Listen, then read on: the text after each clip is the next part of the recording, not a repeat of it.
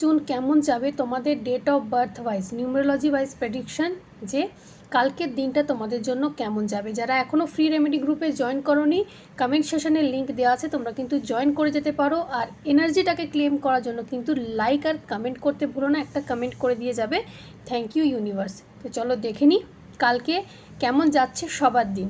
তো চলো ফার্স্টে বলি যাদের ডেট অফ বার্থ হচ্ছে 1, 10, 19 আর 28, কালকের দিনটা কিন্তু তাদেরকে নিজের ওপরে বিশ্বাস রাখতে হবে। নতুন কিছু যদি শুরু করতে চাও কালকে, তাহলে কিন্তু তোমাদের জন্য খুব ভালো দিন কালকে, ঠিক আছে। যাদের ডেট অফ বার্থ হচ্ছে 2, 11, 20 আর 29, তাদেরকে বলবো নিজের ভেতরে যে প্রবলেমগুলো আছে, যে কষ্টগুলো আছে, সেগুলো কিন্তু কাউকে একটু বুঝিয়ে বলতে পারো, তাহলে হয়তো তোমাদের সলিউশন বেরোতে পারে যে প্রবলেমগুলো তোমরা ফেস করছো। যাদের ডেট অফ বার্থ হচ্ছে 3, 12, 21, ঠিক আছে, তারা শিক্ষকতা, আর্ট বা লেখা কালকে যদি এই ধরনের কোনো কাজ করো সেটা কিন্তু ভালো ফল পাবে, কনফিডেন্স লেভেল কিন্তু বাড়বে।